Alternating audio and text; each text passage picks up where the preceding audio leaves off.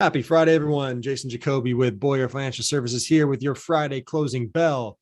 Hope you all had a great week. So let's get right into it here. I'm going to give you a brief market recap as of Thursday afternoon market close. Dow Jones is down about 16.6, S&P 500 down about 23.2, NASDAQ down about 32.5, and Russell 2000 ending out the major indexes 24% down. So markets today were down as well across the board. U.S. 10-year Treasury yield was up to 4.23%, which is the highest yield on a 10-year Treasury bill since 2007. So that's right before the Great Recession. That's telling you something. That's pretty remarkable right there.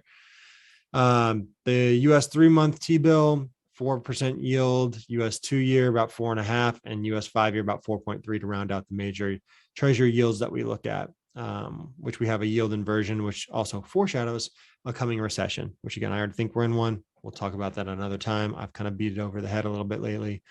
We all know that we're feeling it in our pockets and the economy is slowing down. So no need to harp on that a little bit more. But just some interesting news that came out this week. There is a new record set for the fastest tenured British prime minister in history. The UK's Liz Truss resigned today after fighting her own party, basically, with the major tax cuts that she had tried to implement. But just to give you a timeline of that, like, well, so tax cuts, why would she have to resign over that? It's not the fact that the tax cuts made her resign. It's the timing of it was pretty poor. So she was elected September 5th. The Bank of England, to try to combat inflation, because they've even got it worse than we do in the US, because they're more dependent on energy from foreign sources. So Bank of England started raising rates September 22nd. Truss unveils the tax cuts September 23rd, day after. Okay. It really sends bond yields spiking like exponentially, craziness, over 1%. From when the Bank of England started raising rates on the 22nd. So again, the day before she made the announcement. To combat that, because they worried about the ripple effect of what that would have to the global markets, and more specifically, the banking system in Great Britain, the Bank of England starts buying bonds back. So when they start buying bonds back, they're basically trying to slow down the yield spikes. They're trying to basically lower interest rates. Because that just wasn't going to be sustainable with the increases and the severity of the interest rate spikes that they were experiencing at that point.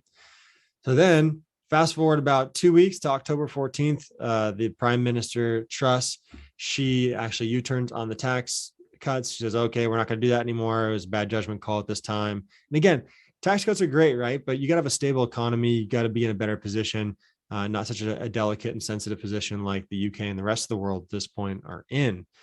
And then she resigned as of October 20th today. So that's some pretty big news there.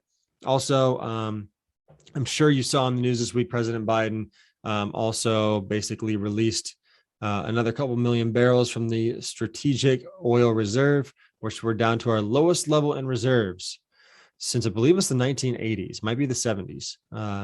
But again, it's the lowest level we've had in a long time. We're about 50% capacity right now, which is not a good thing. And now the administration wants to start buying oil from foreign countries like Venezuela with dictators. Doesn't really seem to make sense. It seems kind of like a conundrum, like we could and we're energy independent, but now we're not. And we want to buy from people that suppress their own people. It doesn't really make sense. Again, won't wade too much into the politics of that. Just didn't seem like a smart choice. Specifically when we can put American workers back to work, open up our pipelines, lower gas prices, which would in turn lower a lot of, I think, food prices as well, because you need gas, you need oil to power the farming equipment, right?